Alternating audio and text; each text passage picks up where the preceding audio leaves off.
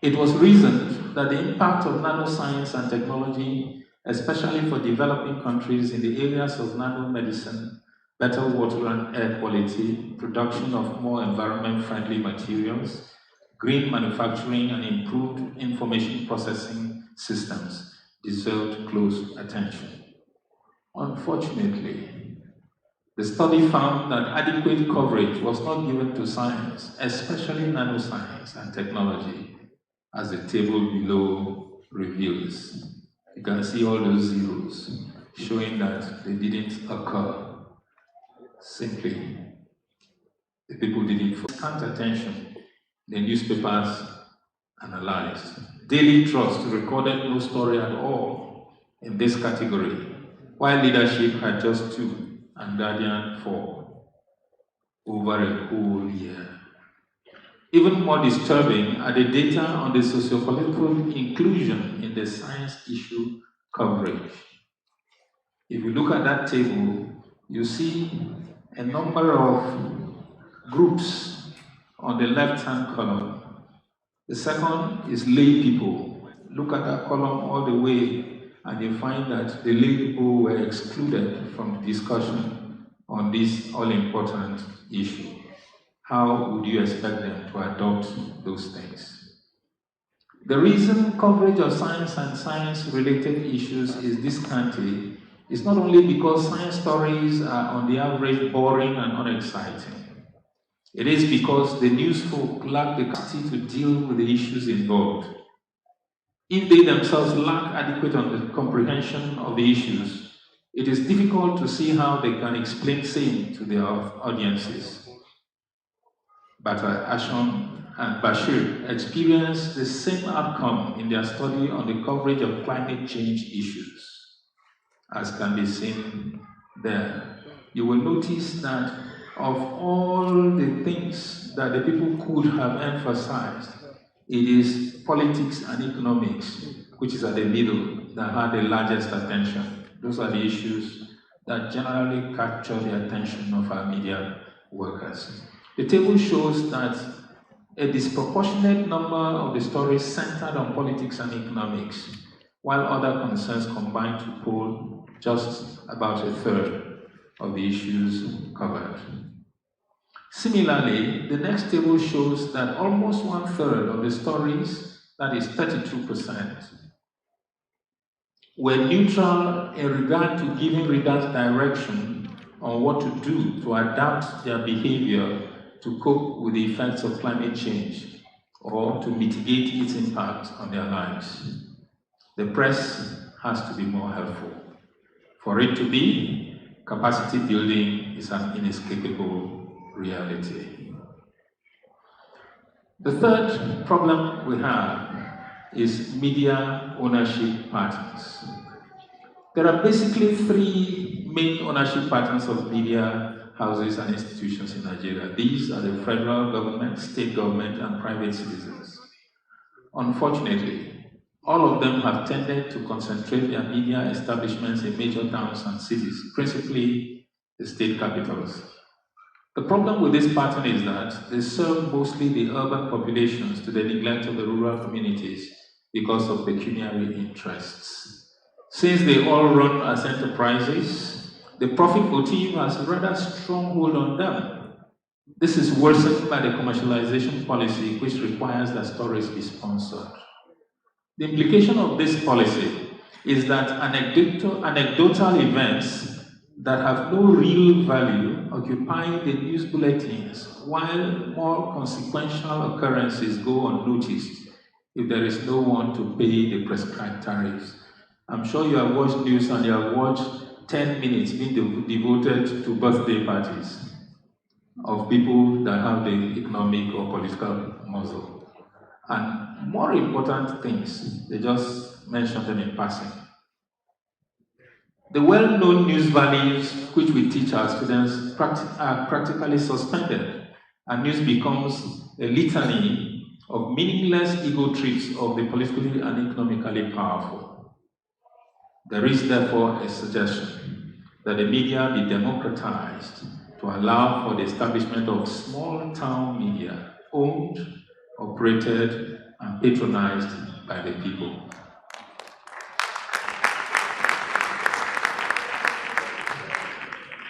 The fourth problem is wrong models of development communication. For a long time, development and communication experts arrogated to themselves knowledge of what was good for the people. They therefore thought that they owed it a duty to the people to give them direction by way of education and guidance.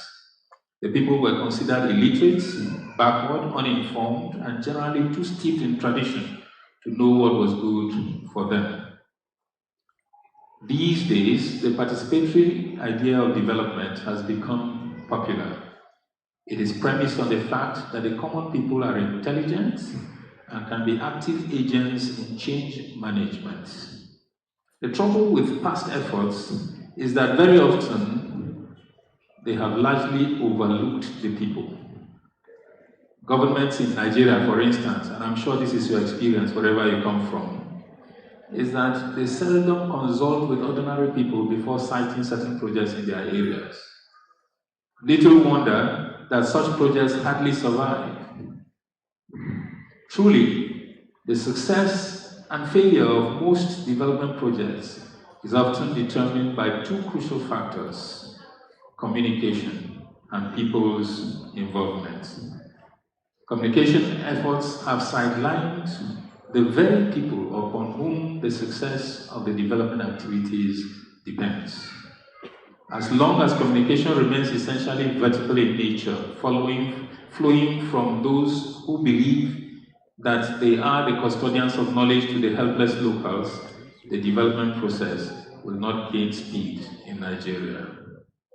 Finally, in this section, we have over-reliance on modern commercial mass communication media. For many casual observers, communication in the public space begins and ends with mass communication, which is why many universities call their communication departments mass communication. We in Uyo chose to call it communication arts because we believe that mass communication is only one tiny part of communication.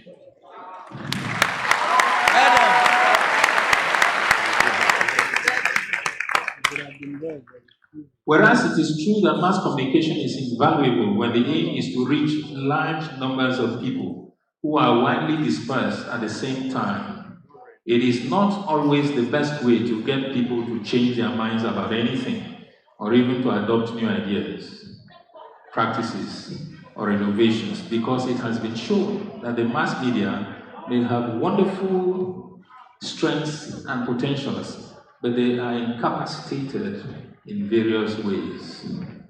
To illustrate, let us see the case of radio as a tool for disseminating development information. It has intimidating credentials that endear it to development agents. It is cheap, both to transmit and to receive. It is easy to operate and requires no literacy whatsoever. Its programming is extremely flexible, allowing for audience segmentation rivaled only by the magazine. Listening to it is extremely convenient and can be combined with other activities, example house chores and physical work. Finally, it reaches far and remote places that lack access to other mass media, with the added advantage that it often does not require electricity, because with many miniaturized forms, it is often battery operated. However, the author quickly warns that in spite of such an attractive profile, depending on the type of radio station, radio might be unsuitable as a vehicle for transmitting development information. He notes, for instance, that if the station is what he calls the incorporated program type, by which he means the multi-purpose stations which broadcast all kinds of programs, entertainment, religious, commercial, political, development, etc., their major aim is to make profits. That means it is possible to have a health program that attempts to dissuade people from smoking or excessive alcohol consumption, succeeded immediately by a cigarette or alcohol beverage advertisement. leading to confusion in the minds of the listeners. Besides, such stations are notorious for treating development programs as secondary. Finally, and perhaps more importantly, as a mouthpiece of government or as money-making ventures for their commercial and private entrepreneurs, radio stations in this category lack credibility and objectivity. Ojebode goes on to cite two other types of radio, namely project experiment stations and the community radio stations. Unfortunately, the project experiment stations are usually short-lived because the best-known examples of them cease to exist once the projects which they were established to support are over. The third category are those that aim to liberalize access to broadcasting, not only by way of reception, but also with regard to transmission. They are owned and run predominantly by the community. This is applicable to community and rural newspapers. Regrettably, we do not have many such stations in spite of their obvious advantages as vehicles of development communication. Now, I have surveyed the scenario over the years and can conclude that development communication has remained on the fringes of the national development efforts, leading to stunted national growth compared to countries that were only a few decades ago classed along with Nigeria as third world or developing countries. These include countries such as India and the other Asian tigers like Malaysia and Singapore, as well as Latin American countries including Brazil, which are rubbing shoulders with some of the most developed countries in technology, aerospace, rocket science, and social development. It seems to me, therefore, that Nigeria can begin to make a difference if it chooses to pay more attention to development communication. And that's why I'm advocating mainstreaming development communication.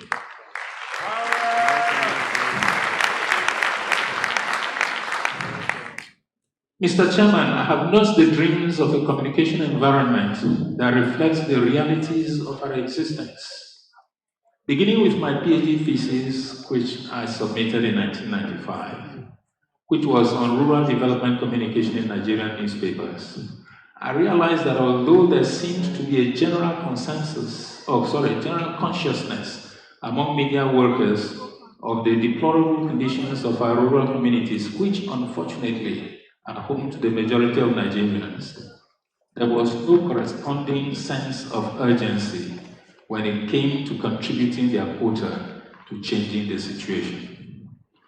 This was also observed the following year in another work. The immediate causes of this incongruous juxtaposition of sensibilities were the training and perception of these media professionals. For this reason, my first proposition for mainstreaming development communication for national development is training. My belief, Mr. Chairman, is that the main reason for the lack of commitment of the Nigerian media to national development is the kind of training that the media professionals get. The founding fathers of Nigerian journalism, like the Azikiwis, the Awolos, and the NSD Kodis, did not have formal training in journalism. They had primary training in other fields. But they had a focus, national emancipation and cohesion, fueled by a vision of nation building. Just as these early journalists were faced with the monster of colonialism, current generations of journalists are confronted by gargantuan challenges of development, common pressures that should provide motivations similar to those that made the fathers of the practice as fiercely committed and consequently as heroic as they were. These pressures manifest as our information needs relating to education, health, housing, employment, community development, ethnic relations, national integration, good governance, agricultural innovation, poverty reduction, and technological advancement. Unfortunately, this input is often lacking because journalism education does not provide practitioners with a proper grounding in relevant fields that should help them function as informed guides. In response to the prevailing circumstances and in a bid to provide direction, the Continental Association for Communication Educators, the African Council for Communication Education, in 1984 outlined in part what course offerings in communication education in Nigerian countries ought to provide as follows. Course content should reflect relevant social and philosophical grounding of relevant African nations. Communication programs should also focus upon a number of things. One, understanding target audience, the ability to adapt messages, packaging of information, accurate interpretation, critical appraisal, and so on. The last suggestion particularly hits me hard. It says course offerings should be expanded to include areas of emphasis such as financial press, scientific press, rural press, community media, etc. It would appear that this last recommendation in particular has not been implemented in any appreciable manner, at least in Nigeria. Communication training institutions in the country all require trainees to take a few courses outside of the strict professional journalism course content. Example, courses relating to reporting, writing features and editorials, production of print and electronic materials, for example, books, newspapers, magazines, films, radio and television programs, etc., as well as advertising and public relations materials. However, the emphasis on training that prepares the potential journalist to expertly report a particular facet of our national life is either totally lacking or inadequately supplied. A study by Dunwoody reported that for media outlets in many countries, the bulk of what passes for science writing is about medicine and health, as if that were the end-all and be-all of science. Without doubt, in my thinking, the reason for this state of affairs is that the reporters are not very familiar or comfortable with or knowledgeable in science subjects, although they probably took courses in science and technology reporting. I therefore propose a reorganization of journalism education, especially at the university level, in a manner that allows for in-depth development of the trainee in his chosen beats beyond the acquisition of general skills. This can be done in one of two ways. First, the undergraduate program could be expanded to allow the student a broad-based education. Second, the trainee could be made to select a primary field of interest, example, economics, political science, sociology, or science, as the case may be. He then takes at least 50% of his courses in such a field, and the remaining 50% in courses that provide skills relevant to journalism practice. The effect of this would be a thorough grounding in the chosen area that prepares him to be a specialist reporter or editor in that field. That way, reports would hopefully be done from a standpoint of the expert in the field, but such reports would be made accessible to the audience because of the knowledge gained from professional course offerings.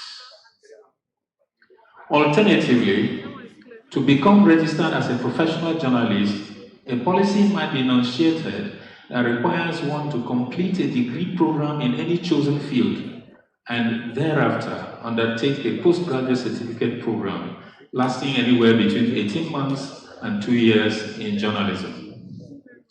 Should the earlier option be preferred, it might be necessary to extend the duration of the degree program from the current 4 years to, say, 5 years. I don't think my undergraduate students like that. Well, it's not likely to catch up with you, because it may be gone before it's accepted. Either way, we would hope to produce journalists who are proficient in all fields and can thus help produce the information required to advance the nation in diverse areas. Mr. Vice Chancellor, the recent directive by the National Universities Commission to unbundle the communication studies program in all Nigerian universities is indeed commendable. By the new arrangement, communication arts or mass communication as it is known in some other institutions ceases to exist as a single department. It is expected to evolve into a faculty to be known as the Faculty of Communication and Media Studies.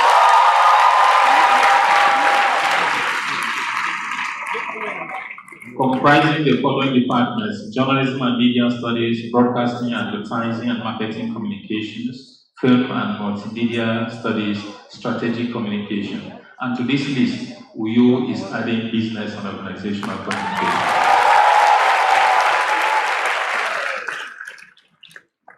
As it concerns development communication in particular, UYO has tried to enrich the NUC proposal by including course offerings such as fundamentals of science communication, environmental and risk communication, health communication, educational and distance learning broadcasting, agricultural and extension communication, population and gender studies, etc.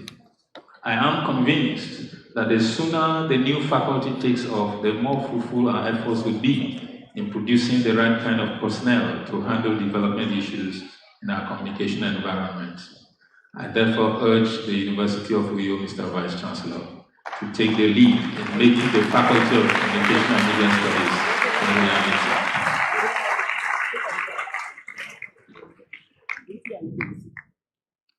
The second proposal is to redefine certain elements of journalism. The times and expediency require a redefinition of certain cardinal elements of journalism. For want of space, I shall focus on two of these: news and objectivity. Wilson has advocated a definition of news from an African perspective. His position is that news should be seen as a tale or story to be told when needed, divorced from the Western insistence on speed, which our technological capabilities cannot sustain, and the idea that that story must have a tinge of conflict and the ghastly, gory, grisly, and otherworldly. My view is that it will be in our interest to get our reporters to concentrate more on stories that will help to encourage constructive involvement of the citizens in national affairs, rather than engage in a constant search for scandal, disaster, conflict, and other elevating stories. It is also my view that journalism practice in Nigeria must cease to peddle the Western ideas of reporting the news as objectively as possible without getting involved. An African perspective would treat news as a communal property, and our worldview does not permit aloofness and cold objectivity. The reporter must interpret daily events as part of a process involving the lives of the people. On another occasion, I acknowledge the centrality of objectivity to journalism practice under all climes, but urge that the definition of the principle be modified to emphasize not the outcome, but the process of gathering and processing the news. Citing Streckfus, I noted that objectivity was founded not on a naive idea that humans could be objective, but on the realization that they could not. To compensate for the innate weakness, advocates in the 1920s proposed a journalistic system that subjected itself to the rigors of the scientific method. I have demonstrated that absolute objectivity based on truth is at best an illusion, because under all climes, it would appear that a reporter may never be in possession of all the facts regarding any incident at any point in time, irrespective of his efforts or journalistic skills. Mwane and Odoaka both corroborate this position and note that facts, as well as truth, even if they have objective existence, become knowledge only through the process of perception. And since we all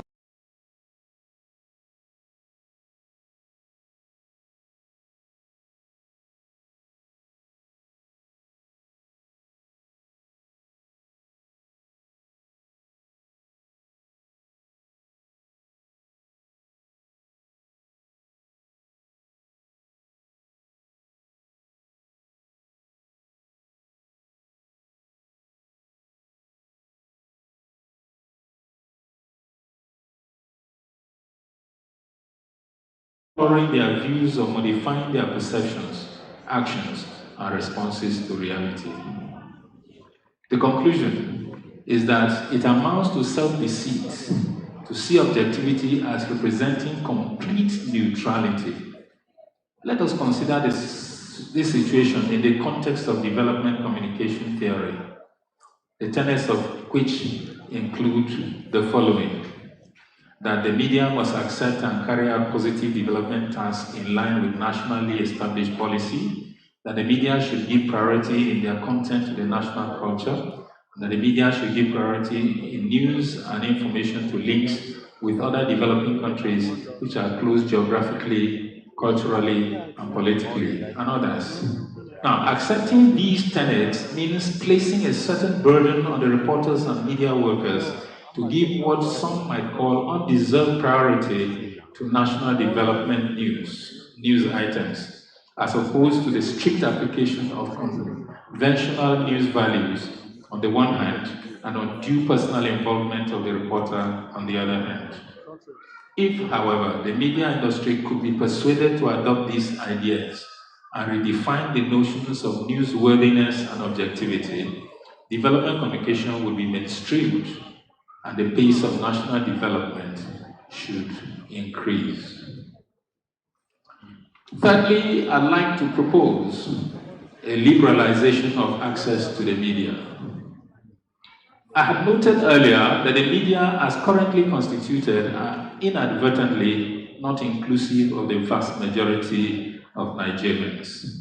I also noted that development communication is most effective when it is participatory.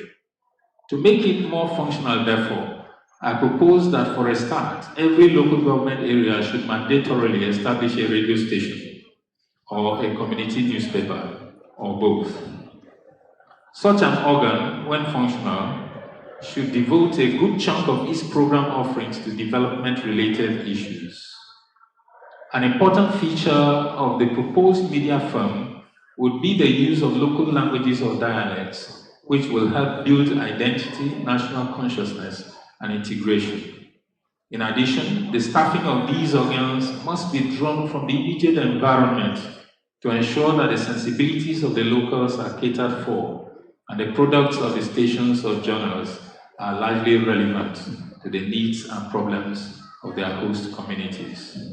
Now, although it would not be out of place to have professionals man these stations, it would be more preferable to have the majority of their staff as volunteers from among age grades or other such social groups.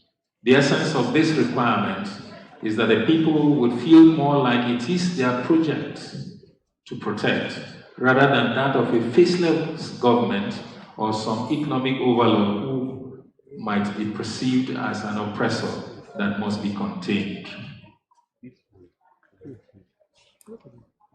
I also would like to propose the establishment of a grassroots development information management framework. Now, the place of information in development is acknowledged, yet, as Fraser and Estrada have pointed out, even though communication for development came into being in the 1960s and has clearly shown its usefulness and impact in change and development actions, its role is still not understood and appreciated to the point that it is routinely included in development planning. To alter this situation, I suggest that an organizational framework be evolved that would help coordinate development information to ensure broad-based participation. It would help to ensure that policies are in place and controlled in a cascading manner that is all-inclusive, beginning at the federal level, all the way down to community level.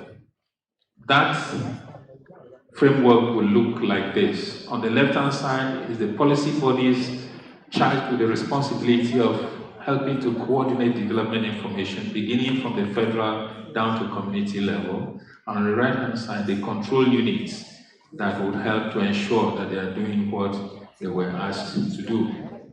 Now, this framework basically provides for multiple levels of policy formulation as well as control. Its duty includes directing information dissemination at the macro level, primarily relating with state councils, international agencies, and donors, interested in nationwide mass actions, projects, and programs.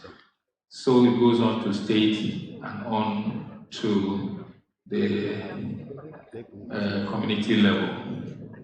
Also applicable in this environment is the model put forward by Batanashon in 2008. Although it was conceived specifically for the dissemination of mental health information, its relevance stems from the fact that it was intended to guarantee the sanctity of messages and participatory involvement of every conceivable shade of interest in dealing with a rather sensitive issue, mental health. Referred to as the mental health communication convergence model, it has four components ranging from individuals through social groups to the communication media and mental health authorities, personnel, and institutions. It looks something like that. At the middle is the message. At the top is the mental health authorities. To the right is communication media, to the left social groups, and downward is individual. As you will see, they all interact one with the other. They're interconnected, and none is left out.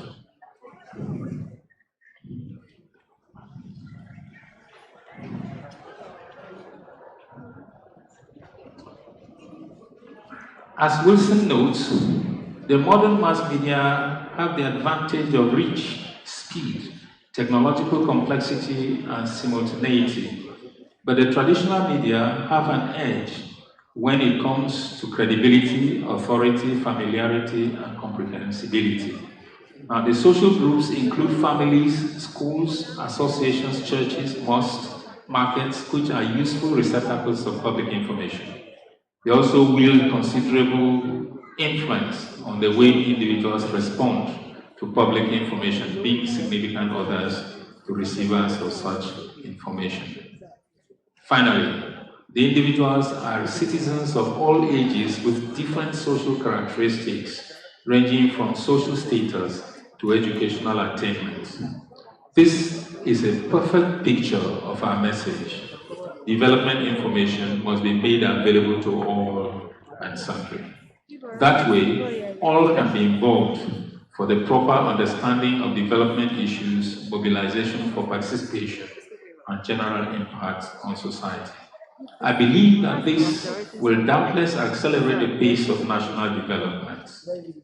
Mr. Chairman, my mission this afternoon has been to establish the fact that although communication is an inescapable part of our lives as a nation, Nigeria has not deployed it adequately to enhance national development.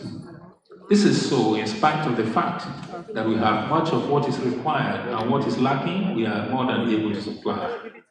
The principal reason of this state of affairs is our failure to recognize the centrality of communication in the development process. Without communication, it should be clear to all of us by now that purposes and plans cannot be shared. Cooperation cannot be secured, and progress cannot be expedited if it can even be contemplated.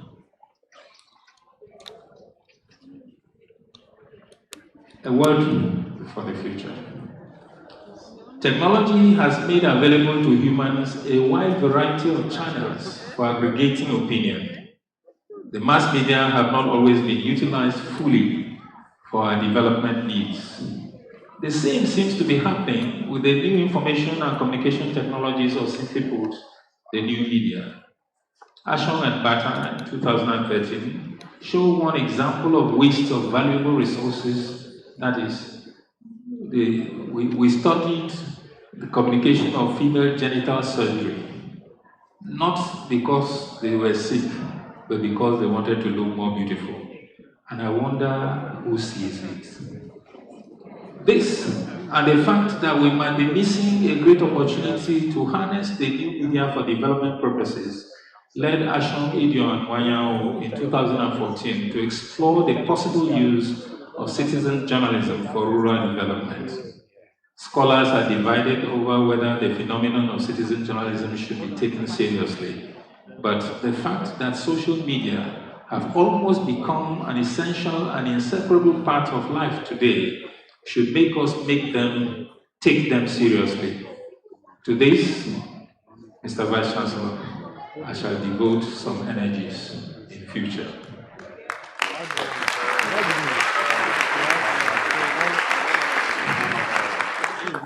In conclusion, I'd like to refer to the story of Genesis chapter 11 about the Tower of Babel.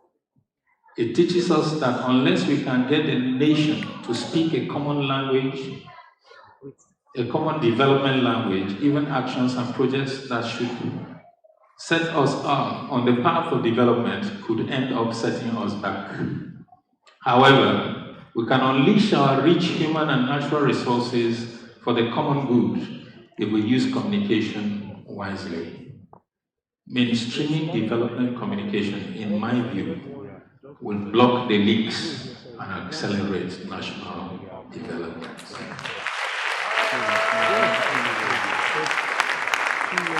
Mr. Vice Chancellor, I would like to end this lecture with a reference to a sticker that used to adorn the door to our departmental office many years ago.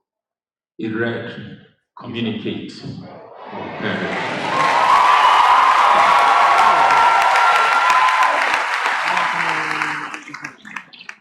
For a long time, I thought that the words were rather strong, but the truth of the message never eluded me. The power of information in our everyday lives is enormous. Even more potent is the ability to communicate.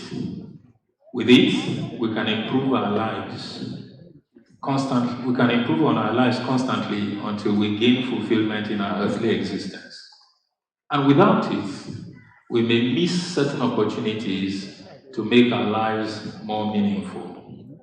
Sadly, we must acknowledge that no matter how hard we try, our lives here on earth will never attain perfection. Our living conditions will never become ideal or altogether satisfactory. Jesus noted this when he said, "You will always have the poor among you." However, Revelation chapter 21 verses 1 to 8 paints a picture of a new heaven and a new earth in which God dwells with men in ideal conditions. Pain and sorrow are banished from that new earth. Unfortunately, not everyone will be part of it. I urge you to communicate your desire to join that party now. For all it takes is to accept God's terms and commit to a life of faith in Christ. Please communicate now, so you do not have to perish. Seen in this light, the sticker was not nearly strong enough. Thank you.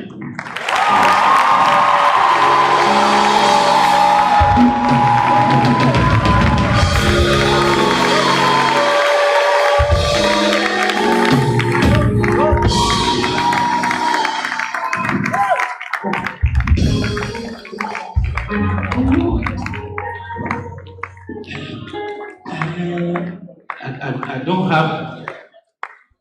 Is it just this one that I will? Is it this one that I will?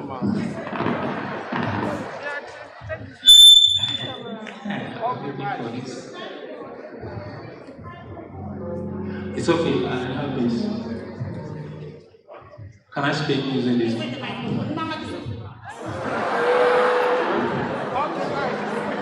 Okay. Please, presentation by the inaugural lecturer first. Now I'm a little confused. Do I say Mr. Vice Chancellor or Madam Vice Chancellor? Ma'am, this is a copy of the 83rd inaugural lecture of the University of New York. Thank you for the privilege. And the round of applause for me, the Vice Chancellor of also made a presentation to the inaugural lecturer.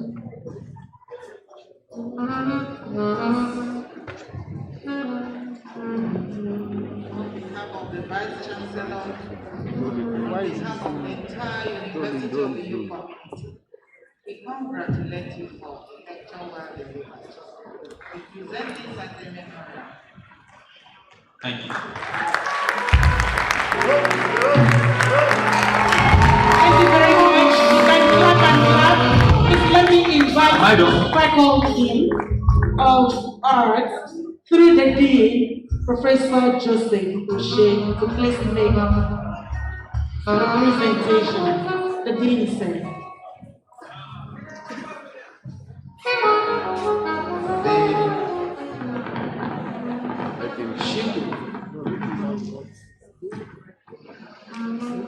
The Vice Chancellor,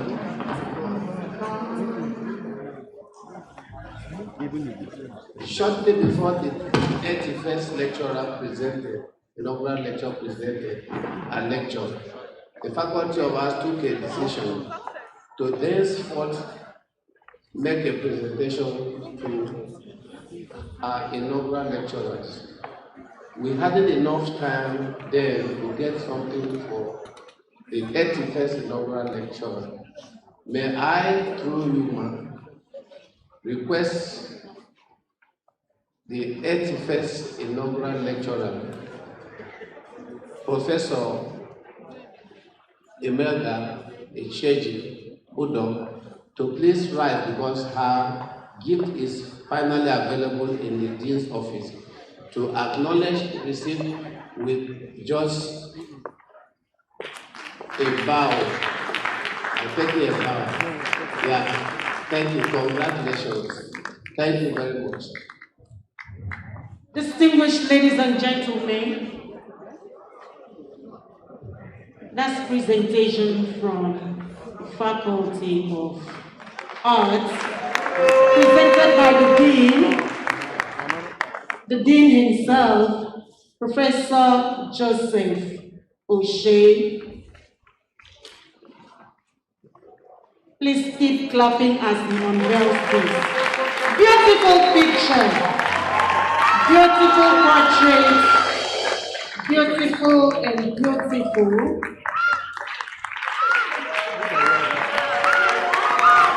Wow, this is great from the Faculty of Arts, presented by the Dean to Professor Ashong C. Ashong, the 83rd inaugural lecturer. Another round of applause for Professor Ashong. Thank you very much. Thank you, Faculty of Arts. Thank you and thank you very much. Distinguished ladies and gentlemen, could we please rise and give another round of applause and give a cheer ovation to the 83rd inaugural lecturer for that rational, reasonable, prime march. Thank you.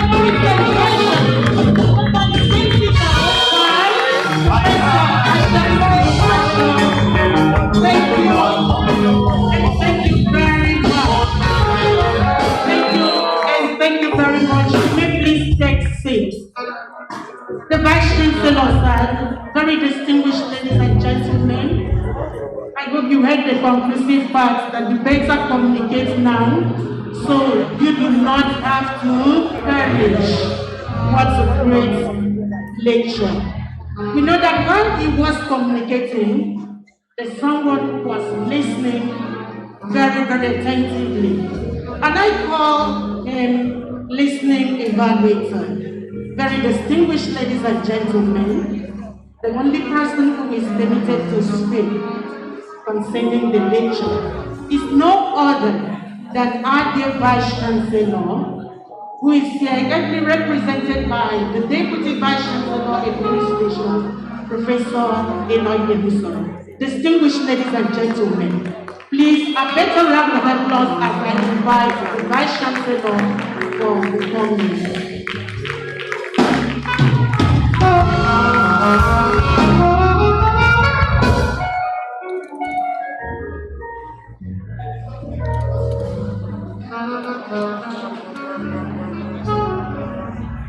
The Deputy Vice Chancellor Administration, the Deputy Vice Chancellor Academic, the Registrar, the Bursar. Please, may I continue to adhere to the established protocol. We have come, we have listened, and in fact, Professor Sham has communicated.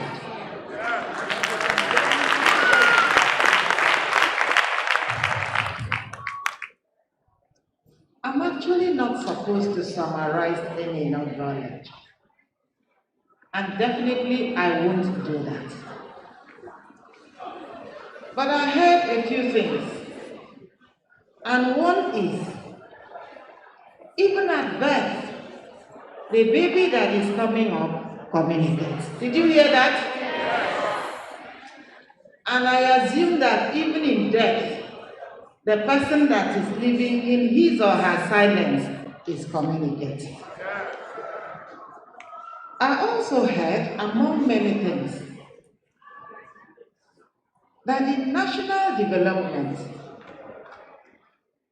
it is actually meant for the betterment of the different facets of the society, particularly to encourage that human rights abuses be reduced. And while not trying to bring out the points one after another, I want to assure Professor Asham, and I want to assure the Faculty of Arts, and probably by extension, assure the students of the Department of Communication Arts that the University of Uyo Management has heard that Faculty of Mass Communication and Media Studies is in the making. Just trust that it will soon come along. So thank you for listening. And just like I said, honestly, he has taught us to communicate. I'm sure we will communicate. Because he concluded by saying, communicate or do what? Very. Thank you very much. On that note, I want to, while not coming to spend longer time, introduce the 84th inaugural lecture. I hope you are eager to know. Professor Sham has communicated, and we just wonder who is coming next. What is that person coming to say? What is it about? I want to introduce to this house the 84th inaugural lecturer in the person of Professor Enobong Ikpeme.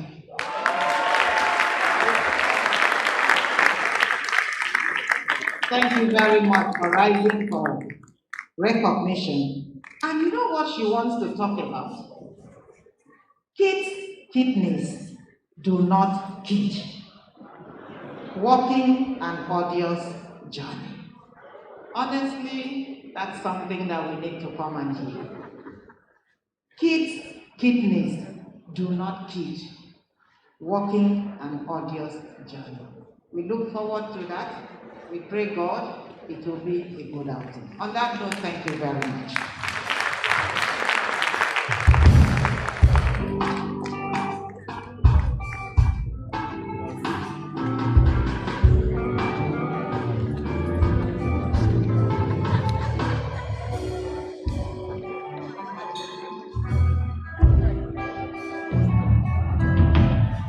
The Vice Chancellor and Chairman of this occasion, distinguished ladies and gentlemen. With the brief remarks of the Vice Chancellor, I want to assure us that we will soon leave this place. But before we get to the closing formalities, permit me to make a very few recognitions of the personalities here. The Vice Chancellor, I take your permission that because of time, I may not be able to exhaust the names on the list that are being given for recognition.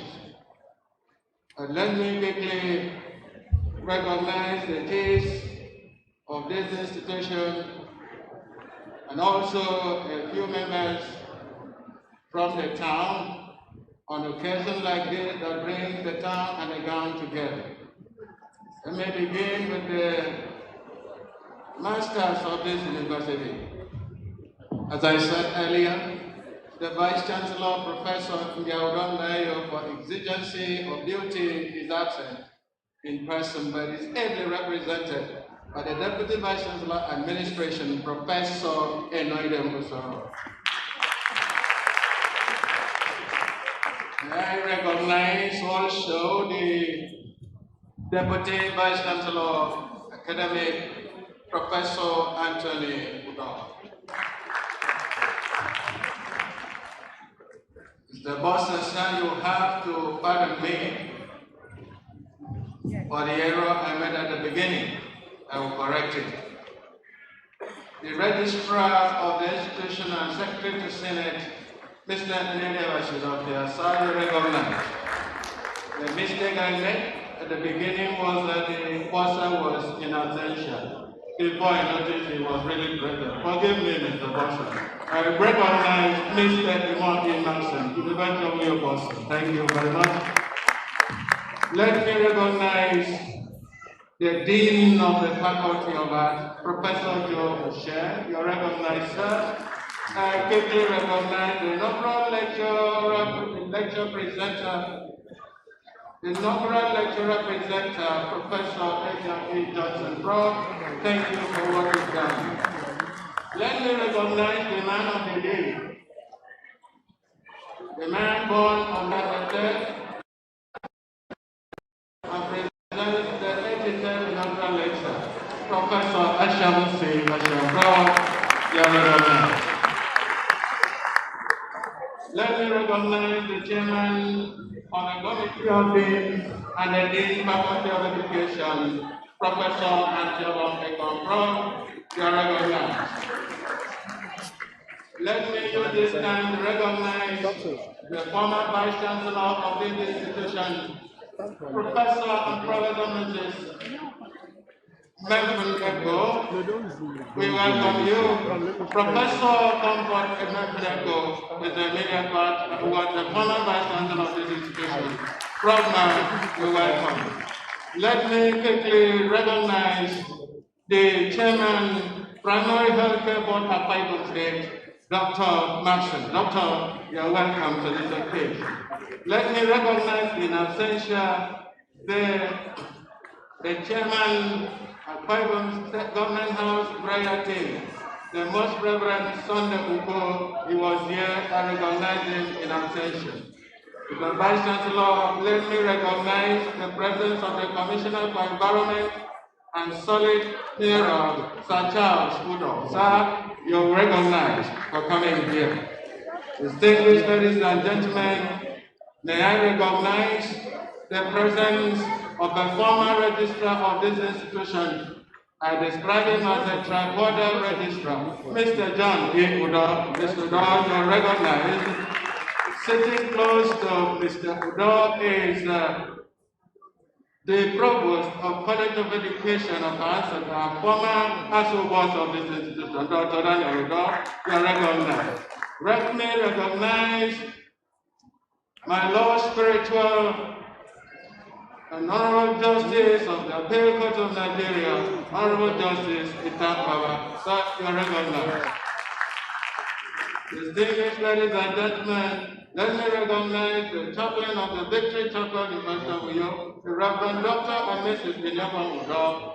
In absentia, I recognize it.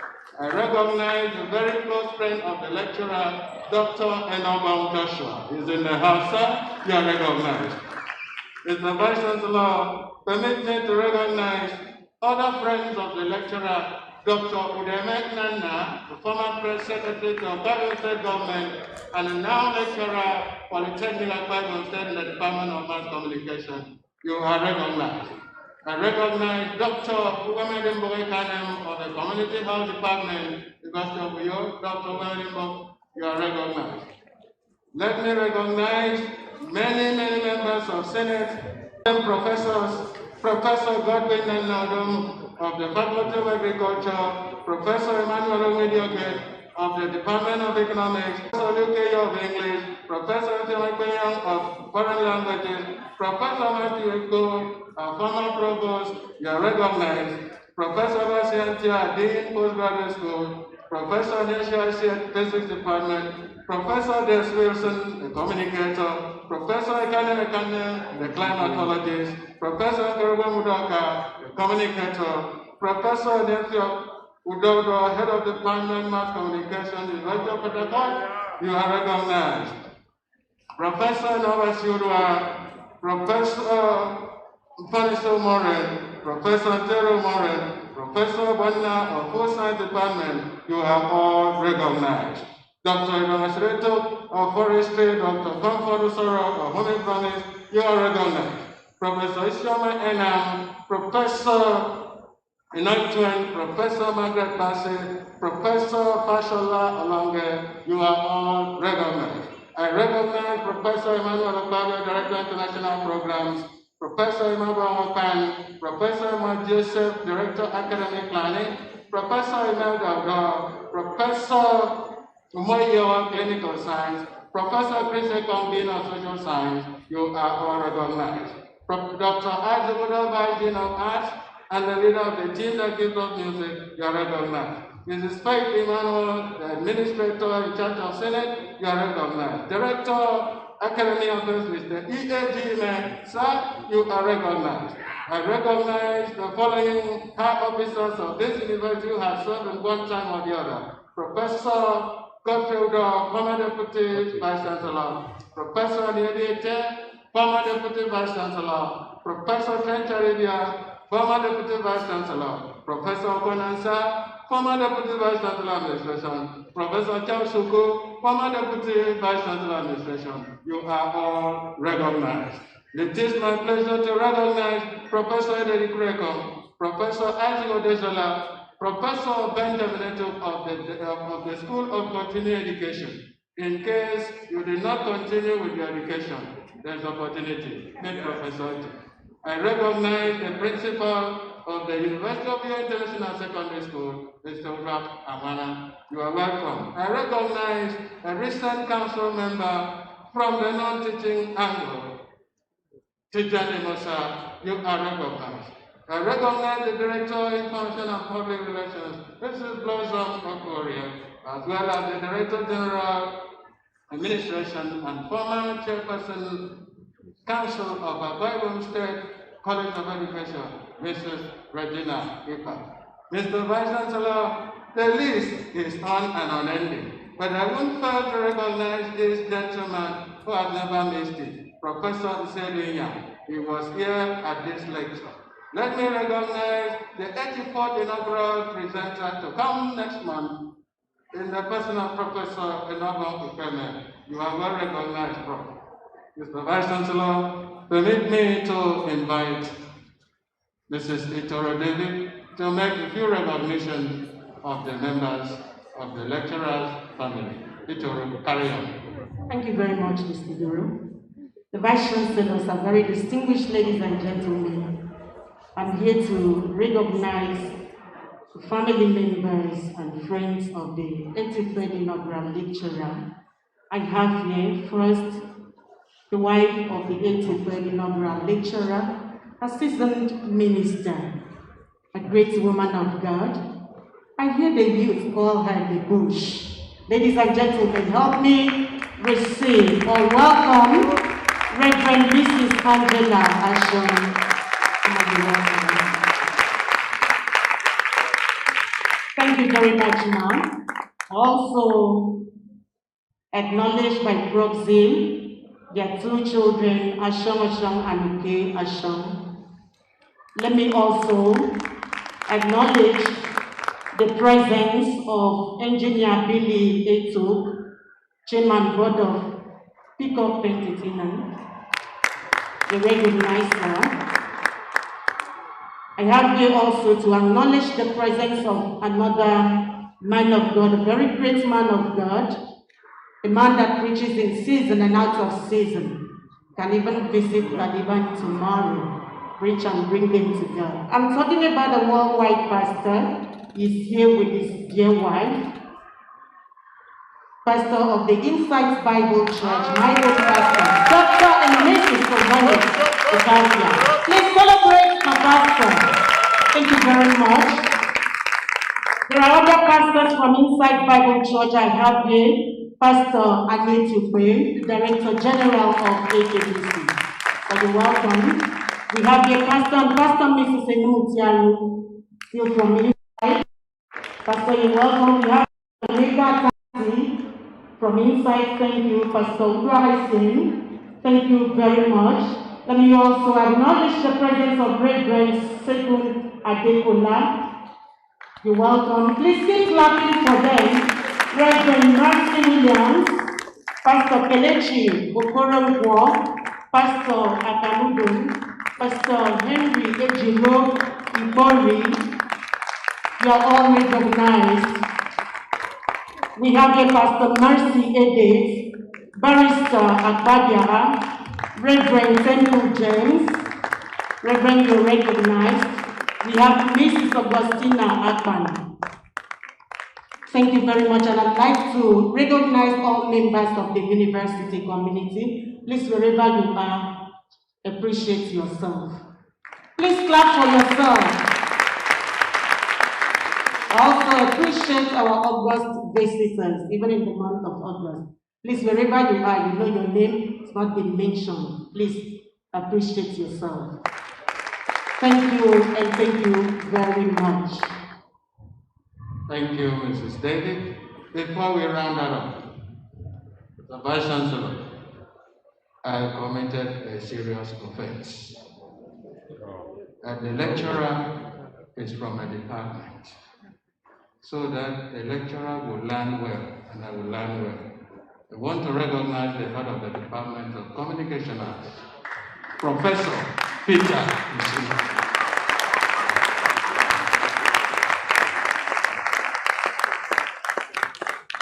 Thank you, Professor Su. The next item is a vote of thanks to be taken by the Deputy Vice Chancellor Academics, Professor Anthony Pro.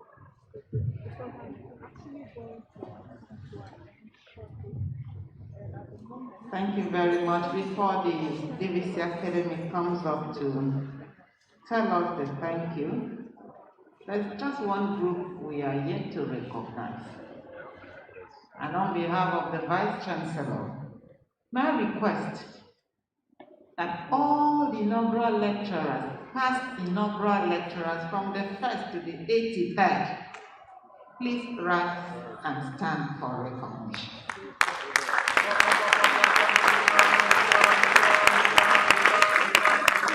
Thank you very much. You're greatly recognized. Thank you.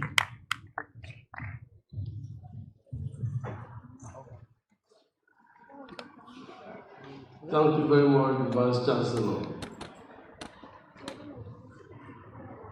I am to thank us, and as usual, I want to start by thanking God. What we read in the Bible is that this day was made by the Lord, and that we rejoice and are glad in it. Why are we glad in it? For the gift of life, for journey mercies, not only to this inaugural lecture today, but in our everyday life. For a good weather, you know what it has been in the past few days. For the gift of the lecturer is a gift from God, not only to his angel, Angela, but to the University of New York, and that's why we have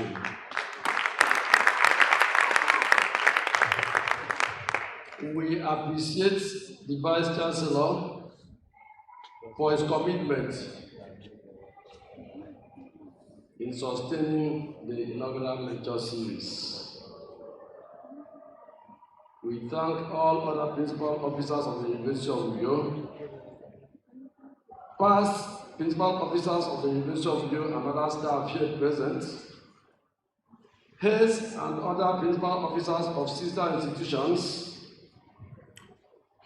government functionaries, our Lord spiritual and temporal, the provost, College of Health Sciences, the chairman committee of deans, all deans, all professors, both serving and retired, all members of Senate, the inaugural lecturer presenter, we say thank you and we appreciate your love for Professor Asho and the University of Uyo. The inaugural lecturer, we want to thank you for bringing us out here today. We thank you for a good outing. We are happy that we have learned from you. And I want to say that I have shared a little in common with Professor Asho. You was born on January 3. I was born on January 3.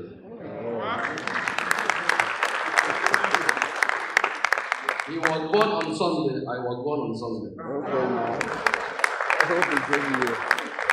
The thing we don't know is what time of Sunday, morning or afternoon or evening. And also, he studied communication arts, and I am a covenanted chemist. And in addition, I'm older than him. We thank the family of the inaugural lecturer for cooperating with him and encouraging him. By doing that, you have enhanced his performance. The Department of Music, the security personnel, the caretakers, we all appreciate you. The students of construction in particular, students of the Department of Communication Arts, the great Nigerian students, most of them have gone. We thank you for the orderliness and the peace that you have enjoyed. Members of the press, the moderators, and every other person here present, we say a very big thank you, and we extend the invitation to come during the 84th inaugural lecture. We thank you for coming, and goodbye when you go, in Jesus' name.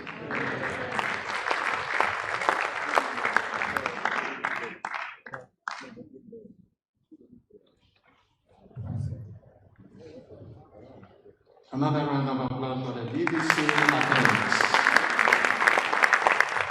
Thank you, sir. The closing formalities.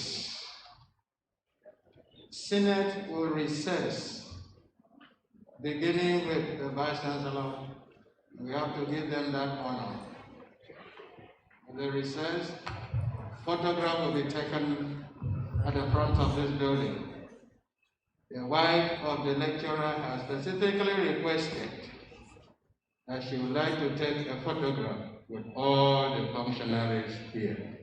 Please, she should be obliged. We're going to take the University of Uyo anthem. That will be followed by the national anthem. And then we shall take the closing prayers that will be offered by our former registrar, Mr. John Dodd, who will give us a closing prayer. Thank you, sir. We rise for the University of Uyo country.